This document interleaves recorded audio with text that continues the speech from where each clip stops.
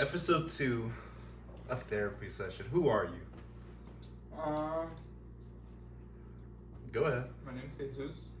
This is Jesus, aka Chewy.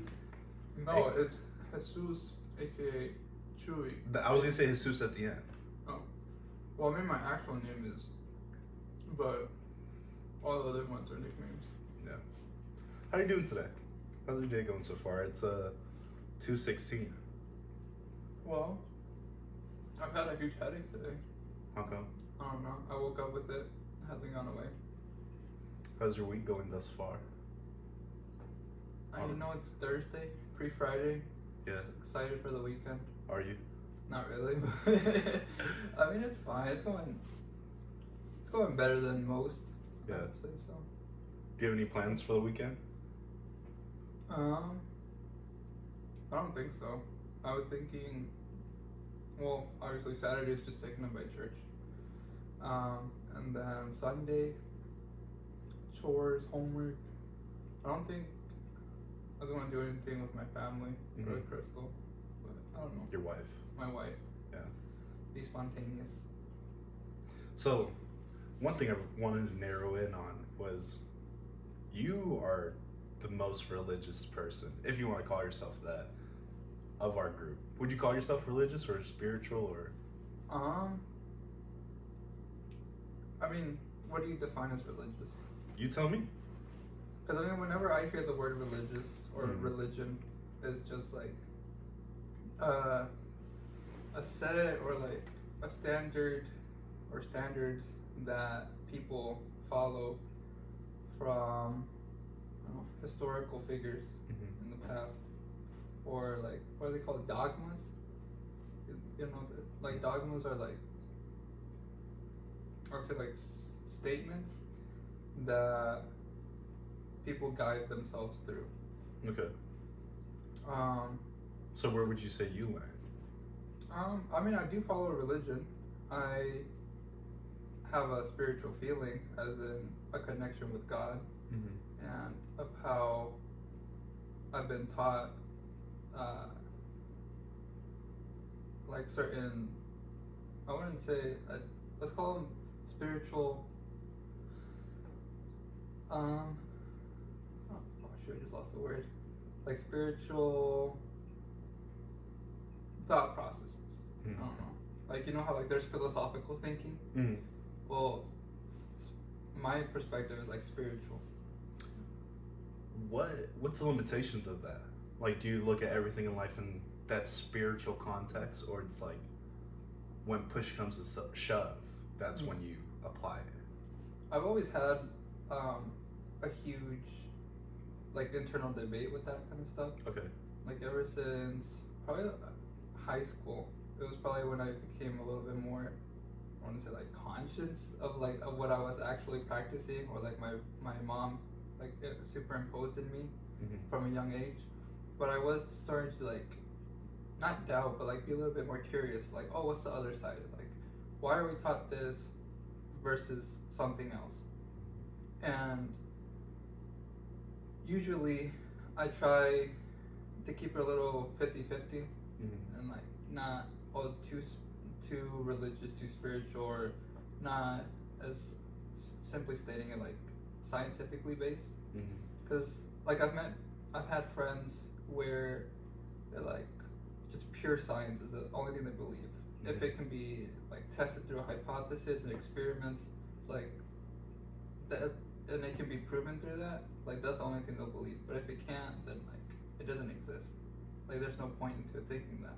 Right. Yeah. And then I've had friends that like just base their whole reality off of religion and like accept things as how they were taught as kids.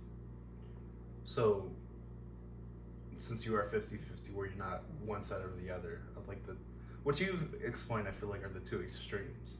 Right. Where that's not very common at all. Do you think because you are always thinking of how you should look at things and which input, do you think you make compromises to one side or the other? Sometimes. And how much does that affect you? I mean, like for example, in church I've made like statements where I'm like, questioning why they say something, Mm-hmm. and then I give like my point of view, for example, on uh, like two of the most common examples, like Big Bang Theory versus like creationism. Right. Yeah. And I mean, I think we talked about this before. A little bit, and I had to ask you about it because I was a little worried. Yeah, and the way that like um, Earth and everything was created in those 7 days, as stated in Genesis. But I'd like to think that like, while it is possible that God can do that in 7 days, why is it not possible that it can be like conjoined in like God making things, or making things and then letting them evolve into what it is now? Mm-hmm. Yeah, because it always does seem like it's one thing or the other, depending on who you ask. Yeah. Like, my family's also religious. You might know this a little bit, and like, I hope they've changed, but like for a long time, like evolution was out of the question, and the way they broke it down was like, God didn't make me a monkey. Like, Yeah. no, he made you a rat, maybe. So you had said that in high school you started to be more conscious of this. Do you think you started like losing one side or the other as you entered college? Obviously, you're one of the main guys on the podcast, and we've never covered religion like on the head, but we've made remarks and political remarks as well. Do you think like college has had an effect on when you look at certain things, when you do that 50-50 and you have to decide which way you're going to go about things? Yeah. I'd say it mostly impacted me on how I view certain issues or like dilemmas, for example. Like what? Like, are there any specifics? I mean, because like backtracking a little, like how I see people, like for example, that are a little bit more conservative religiously, they just tend to think one certain idea and stick with it no matter what other sort of evidence they might be presented with. But I mean, obviously in school, where we're surrounded by a whole bunch of different ideas, a whole bunch of different, especially on our campus. Yeah, like evidences, you can say, and being in the classroom, it has taught me to like, while I have my own opinion about things or think a certain way, it's not bad to like be open to other people's ideas or opinions, and let theirs influence how we think internally. And like how you asked before, like if like things have changed since things like have changed, like how that process started in high school, if it's changed one side or the other, if it's no longer 50-50 because of college. No, I don't think so. I think it's still pretty 50-50 in that sense. I mean, obviously I have gotten more knowledge on either side, scientifically and religiously. But I think it's brought me a little bit closer to what I believe and to, I guess, what I've been taught in church. Okay. So do you? We were just talking about this. The Bible you read, it's not like the King James version, is it? The one that we use in church? Yeah. No, I don't think so. Does it still follow like the same outline of the Christian Bible? Yeah, I mean, I remember reading bits and pieces of, like, for example, King James version. And although like my Bible is in Spanish, like it follows like the same. Yeah, like it has the same books, it has the same probably verses, I would say, but it's nothing different. Because I mean, I do know, like in the Catholic Church, for example, the Catholic Bible, they have like extra books inserted in between the Old Testament and the New Testament. Mm-hmm. But no, mine's just like general, like Genesis, Exodus through Judas and Apocalypse. So I asked that because there's a lot of things that could be controversial in the Bible in today's social climate. Is there conflict within you on certain things where like you're like, I don't think the needle should move? You don't have to say exactly what. It could just be like a yes or no thing. What do you mean? Mm-hmm. So there's a lot of statements about how, well, I shouldn't even say that. There a lot of people, I asked that because I don't know if I could relate to you Mm-hmm. about the Bible. But a lot of people take like the Christian Bible and come to conclusions on how we should be, on how people should be today, like how society should be, and what should be accepted and shouldn't be accepted. Do you think the needle has changed for you, like with those things as well, where you're like as you just said, like now you can see a little bit more of both sides? I was really I was onto something here. Yeah, I mean, I think I kind of get what you're trying to make the point of. In a way, I have are there some things where you're like, no, this is where I am. It just so happens to be connected to my faith. So yeah, certain things. Yeah. Other things, especially in the recent, I guess you could say, political climate, I have had like a little bit more of hesitation, yeah, accepting it. Is it bad to accept it? I don't know. That's also one thing I've been struggling with, but because you didn't vote for Trump. No, I didn't. Right. But I mean, I wouldn't take Trump as a religious man either. Right. It does bother me when people let religion kind of dictate their politics. Yeah. Which is kind of what like I was trying to get to. Mm-hmm. But my bad, continue. I forgot what I was gonna say too. But yeah, basically, you get upset that some people let their religion like dictate their policies and who they vote for and stuff. Yeah, which I mean, personally, sometimes, well, it used to be.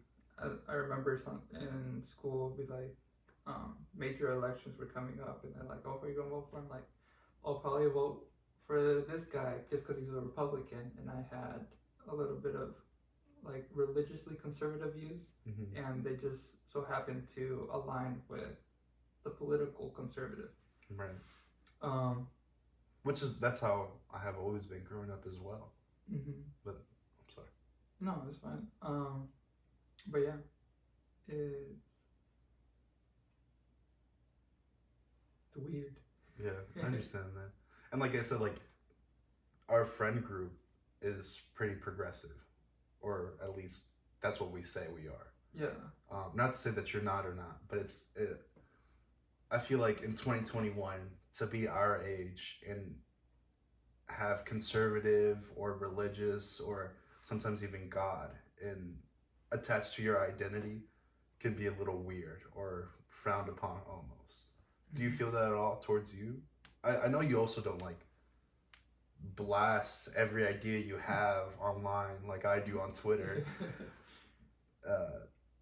But have you ever felt any weird emotions towards yourself because you're like, oh, no, or this is what I do, or this is what I do every Friday and Saturday? Mostly no, but mm-hmm. There have been times where I'm just like, why am I thinking that? Or like, why, or like I've had people, like ask me certain things and it took me a minute to answer them because I really had to like self-reflect on what my true like opinion was on whatever topic they asked me. But yeah, mostly no, I'm just like pretty confident in what I believe, and if I don't feel confident in it, I usually like to either get other people's opinions or like look a little bit deeper into what the truth may be. So, where do you feel? How do you feel about the new Republican Party, which is something we talk about a lot on the podcast? How we said, and like I said, like I grew up pretty conservative just because of church values and also just being a Hispanic as well, having immigrant parents. Being a Republican was just like the thing. Like it was almost like a no-brainer almost until like post-Obama, post-Romney even. Yeah. The funny thing is, like, I remember when Obama was running for presidency, she was like, no, he's voting for it. He wants to give the gay community, like LGBTQ, equal rights. Like, we don't like him. I'm like, well, why not? It's like, what's wrong with treating people equally? Right. Or like with equity. And yeah, like I just remember it's like, no, we have to vote Republican, which I think at the time, who was going against Obama? The first term? The first McCain. McCain? Yeah. Yeah, it's like, well, we gotta vote for him. Like, even though my parents couldn't vote because they're illegal, but they just wanted to Undocumented. He said illegal. Oh, yeah. Undocumented. But it's a little bit of conservatism. Yeah. But so how do you feel about the current state today? The current the Republican Party. It's what I've been hearing, it's pretty split. Now it's just mostly either like what they call it Trumpism and a shifting, or not a shifting because I'm not really quite sure, but like just traditional maybe? The traditional Republicans before Trump came into office. What I have heard a little bit more about was like the recent thing, I forget what they were voting for in the Senate, that the spectrum of Democrats, where the moderate Democrats weren't letting the progressive Democrats or like the far left Democrats pass something. I don't know if you know anything about that. Maybe I don't. Yeah, but anyways, I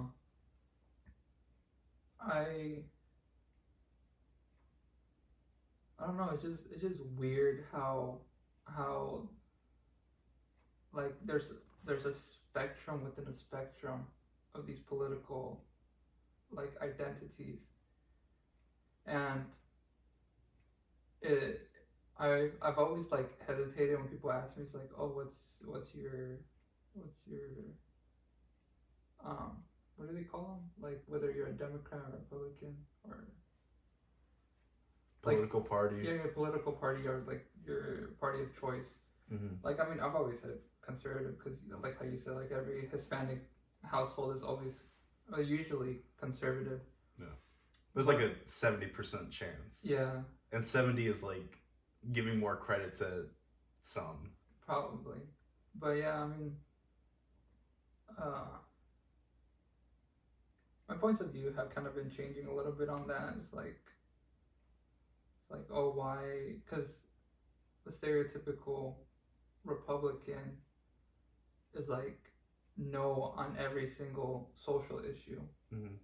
And it's been seeming to me a little bit more like, oh, like, I guess it says it in the name, conservative, of like old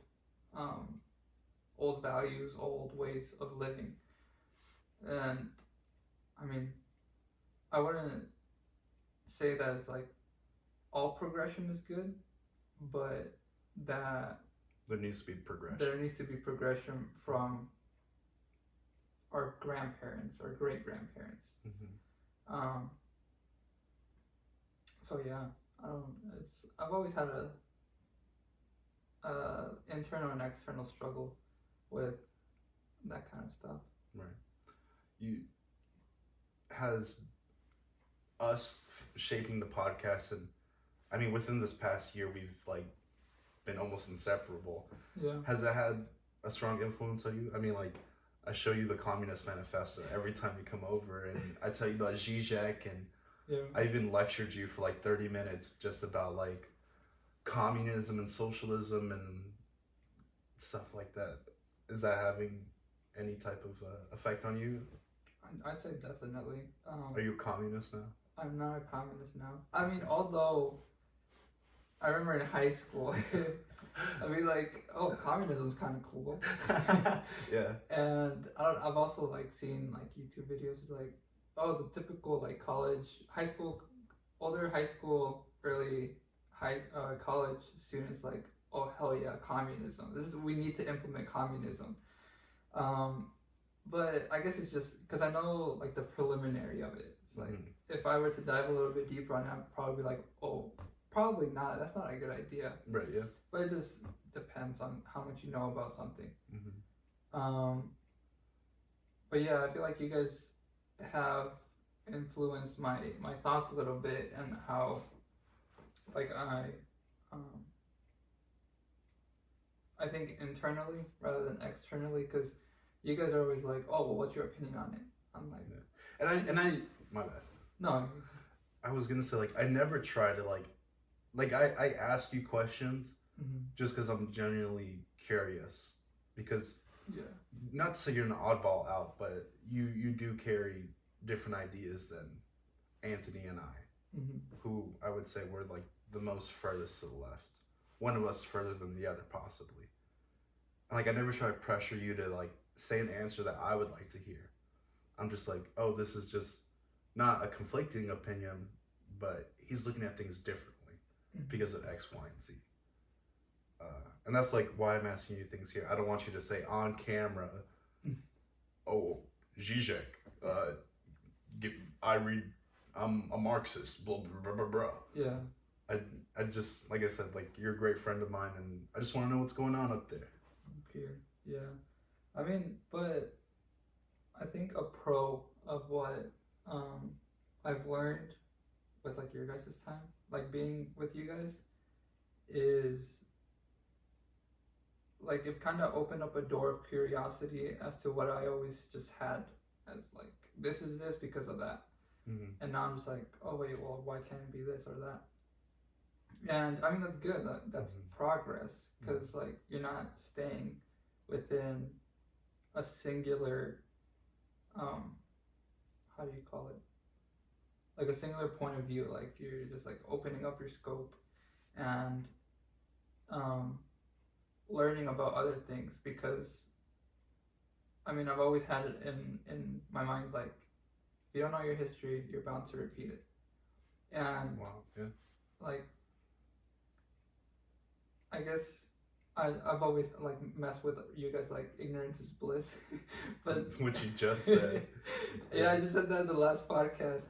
But I mean, I think knowing as much as possible about something like will definitely like lead to greater things, rather than just continuing with the same thought patterns and current knowledge that you have now.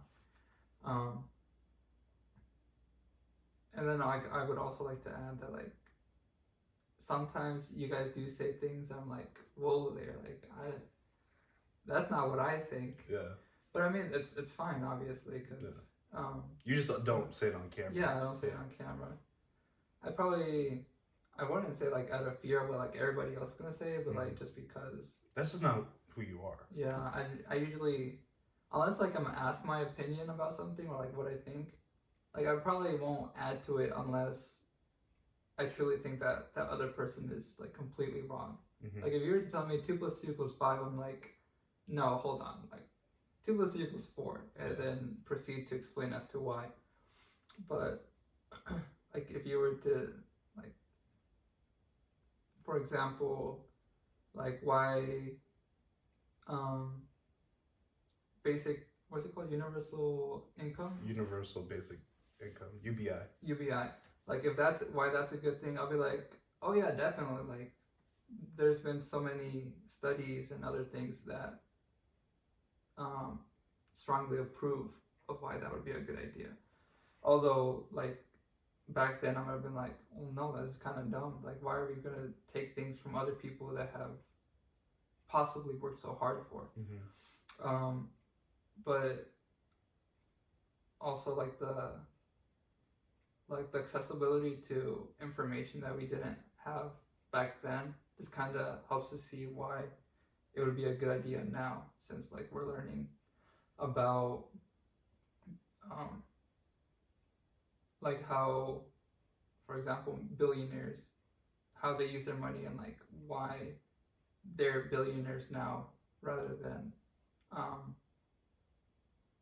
and like I guess what I'm trying to say is like the rich are getting richer while the poor are getting poorer. And that's an example of like a good thing that I have learned through our experience. And it's so with the rich getting richer and the poor getting poorer, that seems, it's not like a basis of being conservative or Republican, but a lot of policies kind of support that idea. And I think you and I have shared, like, we, having immigrant parents that might not even speak English or good English or well English is a struggle. But still, there's like that blind following of like what you said, like, we can't vote for this person, we must vote for this person because of this one thing. But in reality, it's stabbing us in the back, it's stabbing our communities in the back. Do you like go home and like tell your parents or people in your community, it's like, no, like, you guys are getting caught up on this one thing? Yeah. Do you ever have those conversations? Yeah, usually.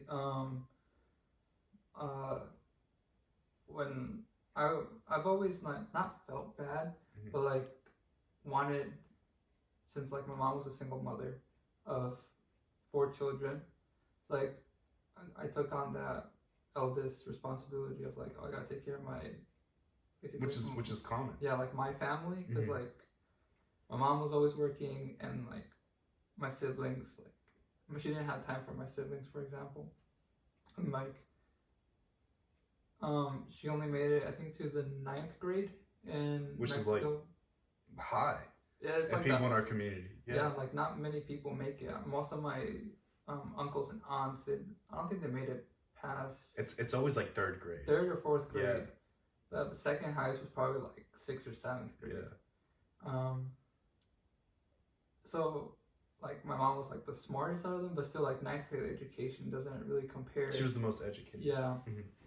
So I would come home and like teach her like things about that I learned during the school day, like while I was like in 3rd grade. It's like, well, she might already know that, but like I felt like that need to like. It was important. Yeah, it was important. Like I feel like it's gonna help our family, but like also like going through high school and college, about to graduate, I still go home like, oh, this is what I learned. I feel like this could help our family. This could help our community. Like, do you say it that directly? Sometimes, like, because I feel there's some issues like either at home or in like my church community where I'm like, we probably shouldn't be thinking that way, or like this will make something flow easier, rather than just letting the adults do what the adults do and letting the kids do what the kids do. And yeah, I've always felt like that need to like give information to those that might not know how to find it or have been misinformed. Because like, like the average Hispanics, like on Facebook. Facebook, mira mijo, lo que leí en el Facebook. I'm like, I am not, like, it's good that you're getting information, but you should probably double check it on like a credible source. Because I mean, I've also like, I remember earlier when like Facebook was big, and like you'd get all your news from Facebook. It's like, oh, did you hear? I don't know, like Mitt Romney's the devil. Mitt Romney's the devil, or like, which was big for some reason. Yeah, like Illuminati. Yeah. Like always like the triangle symbols everywhere. It's like, yeah, just like I like going back and telling people, or I guess sharing with people what I've learned. hopefully change their minds on how they think. But I've also gotten into that debate with myself. It's like, what if I'm telling them something wrong? Like, I'm told this because, and just because it was like a coincidence that I was shared something with, and that information can be totally wrong, and I'm misinforming somebody else. But I don't know. It's weird. It is weird, and I completely understand. Not to say like, oh, I do the same thing. Yeah. But yeah, I get it. Because in Hispanic communities, it's always like there's a hierarchy, and it's based off of age. Yeah. And gender. And it's like, how do I tell? Like, I don't know how it is in your family, but in my family, like on my mom's side, my grandpa and my grandmother are over everybody, and like they're not mean, especially to their grandkids, but it's like, don't even try to question it. Don't even try to say this, or if they say that, don't even try to say no. Just because that's just how we are socially. Yeah. And that's how it is in the community too. It's always Don whatever, Doña Maria, Don Juan. Like, you go to them, you ask them. Yeah. You're always polite to them. You always check up on them, even if they're not blood related. Right. Like, I remember, and let me know if you can relate, in my apartment complex, there was Doña Chuy. Doña Chuy. And Doña Chuy would come knock on our door every Sunday morning, ask how we are doing, and give the kids candy and toys. And it was like, you have to say thank you. And my dad would always open the door. Like, before we moved there, complete stranger. And then, like, now my dad's, like, hugging and kissing, like, Buenos dias, Doña Chuy, ¿cómo estás? And it's like, this is a stranger, but it's still, like, that social hierarchy that they were especially accustomed to coming from their countries and stuff, and now just bringing that here.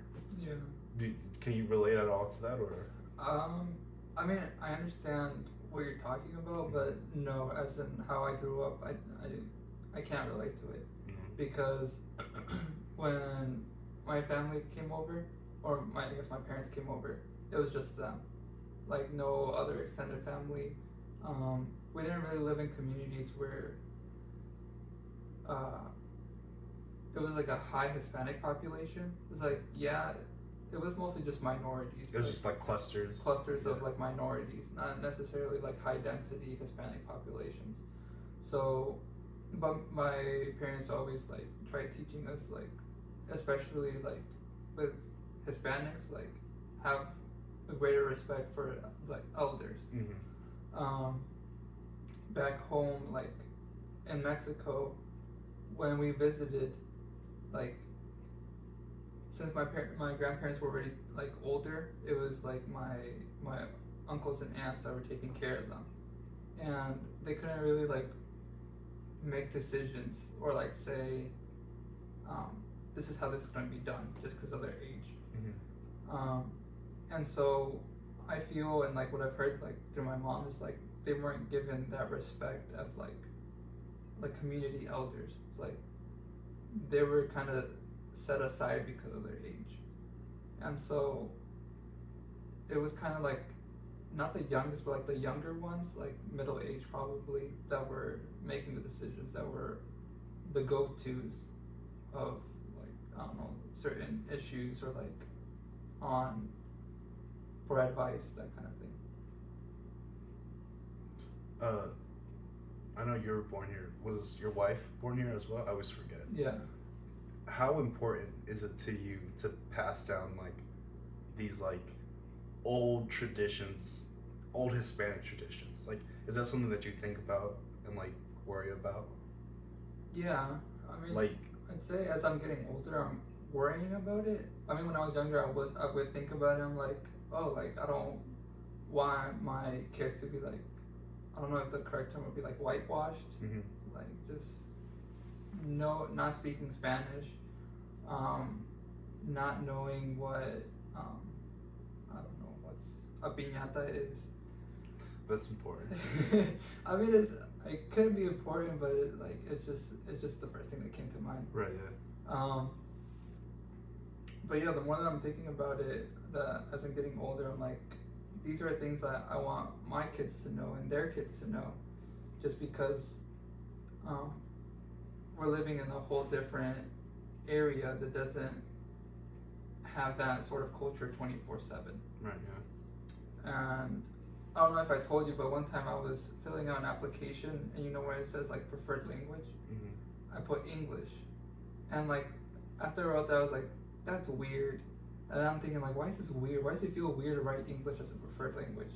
Is Spanish your first language? But Spanish is my first language. I'm like, I should put Spanish, because like, why wouldn't I want people to communicate with me in Spanish since it's my mother tongue? And I also remember like my mom would tell me that like I was taught to read and write with the Bible. And obviously my mom would have a Spanish Bible, Bible in Spanish, and that would also lead to like my mom having, or like being worried that like we were just gonna turn out like how, I don't know what the word would be, but just like forgetting our culture, like forgetting where we came from, essentially. And keep going. And like, what was I gonna say?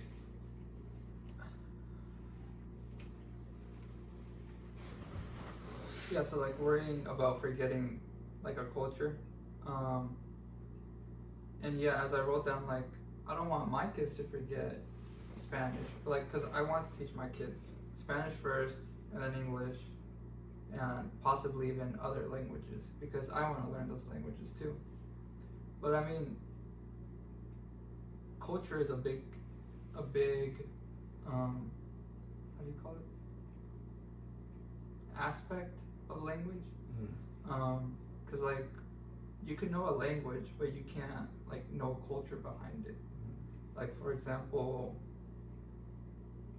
like you can know how to say concha, but if you've never seen a concha, like, or like, you'll never get that like, oh yeah, I know what a concha tastes like. I know. Or like what a conchita is. Or yeah, like, it's, you won't have anything to relate to, basically, what I'm trying to say. And yeah, like we've talked about this before, like we're second generation, second generation, and just like not knowing the, like, what the future of the, for example, the U.S. holds. It's a very diverse country.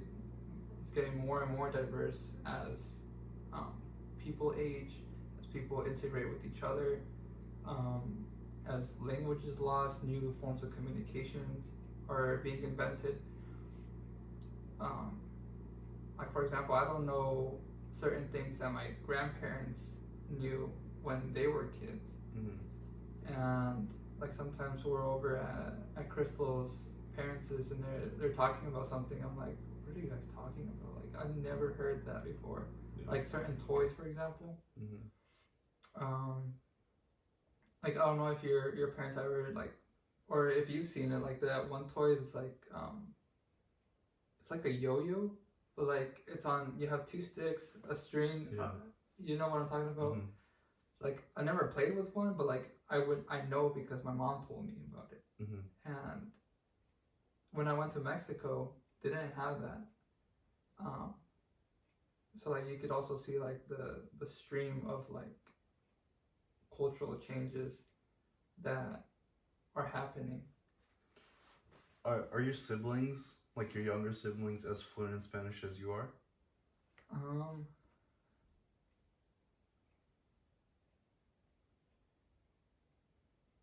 I don't think so. I mean, it might be also because like I've taken like Spanish classes, but I probably. Well, was their first language Spanish? Yeah. Really? Yeah, my mom also taught them Spanish first. My youngest sister, I probably wouldn't. No, yeah. Although she rarely talks Spanish, she just focuses on English. my two younger brothers, no, I guess three, the ones after me basically, yeah, they're decent at Spanish. They, I guess the way to put it would be like immerse themselves in the culture differently. Because like one of them really likes like banda music, and like just kind of like watches those kinds of things, so it kind of like assimilates them with what my mom's culture would be in Mexico. One of them doesn't really like Mexican culture, for example, and the other one, I'm not really quite sure like what like his experience would be in it. Because even ours are, I mean, like, we don't wear boots. Yeah. Or sombreros or anything, which is like in Texas it's called mojo. I don't know what it's called. Mojo. Like the people who wear like the like second generations who wear the pointy boots and the collared shirt and the blue jeans and the cowboy hat, or we don't do that. And I don't know if you listen to bandas. I don't listen to bandas. I mean, I probably say rarely. Like, if I haven't listened to something in a while, I'm like, I want to listen to like banda or like, just some sort of like other Hispanic or like Latino music form, rather than like the common ones like reggaeton or like the more, what would you say, like popular ones, or more popular in the U.S. Rather than like, because I feel overseas. Like overseas, because like I feel like south of the border, like I don't think they listen to like Bad Bunny like that, do they? Oh, Bad Bunny, yeah. Or like, what about like? Well, I don't know how it is in Mexico. Yeah, how is it in? What I'm guessing Guatemala. In Guatemala, there's very little culture. There's very little. Like that. Well, I also go to like a more lower income. But in Colombia, it's all about that. Like, I mean, like where my mom grew up and where I went to go visit was the same barrio that Shakira's from. So like that type of music, like it's fully embraced because it's like, oh, one of us is up there. Oh, okay. So it's a little different. Yeah. We're running a little long, but I do want to ask you one more thing. I was in an interview when was this? 2 days ago? Yesterday? No, 2 days ago. 2 days ago. And I brought up code switching, and for me, it's really hard to go back and forth. Okay. Like right now, we're speaking English. If you were to all of a sudden start speaking Spanish on me, I would like stutter, because it would take me a second to get to that. I always just call it personality. Yeah. Because like everything changes about me depending on what you're speaking. Right. Are you the same way, and do you struggle jumping back and forth when you code switch? Yeah. Do you code switch at all? Sometimes I do. Yeah. It's usually. I wouldn't say it's usually with a certain type of person, but like as long as they know Spanish, it usually happens when I don't know the word in English, but I know it in Spanish. And I wouldn't say that it takes it like there's a lag between like talking in English and Spanish and having to switch in between, but I do agree with you on that point. It's a personality, because there's like a noticeable difference in like the way that you talk, how you express yourself in either language. Like even word choice too. Yeah, like word choice is also pretty influenced with what language you're using. And I don't know. Sometimes I do it just for fun, just because like. Well, I also noticed you speak like Spanglish with your wife too. Yeah. We'd be like, yeah, voy a la tienda. Do you need anything? And I'd be like, whoa. Oh yeah. Which I feel like you do it like unconsciously. For me, like I would have to do it intentionally. Oh, okay. Yeah, I mean, I think it is unconscious sometimes. I'm just like. Other times you're just messing with her. Yeah, just talking, and then other. She also seems to do it unconsciously too, more than you. I think so. I think it's also because she's more immersed in it, her being a Spanish teacher and whatnot. Right, yeah. But it's a really weird thing that is going to be more interesting to see as we grow older and the younger, or like the newer generations come, like to see how they're gonna like interact with like code switching if they still know Spanish, for example, or Spanish even gonna. Well, I mean, I doubt Spanish is gonna stay the same, but like if more Spanglish words are gonna be integrated into it. But yeah. And thank you, Jesus, for having this I feel like you and I have these conversations a lot. On the daily. Yeah. Not on the daily. But like me, like there's been a few times where like I just rant about Hispanic communities and like where we could be doing better, or just like politics, and you're just like, yeah. But now you're doing it all, and it's great. Yeah. Thank you for doing therapy session. You're welcome, sir. Yeah, episode 2. Episode 2. 2.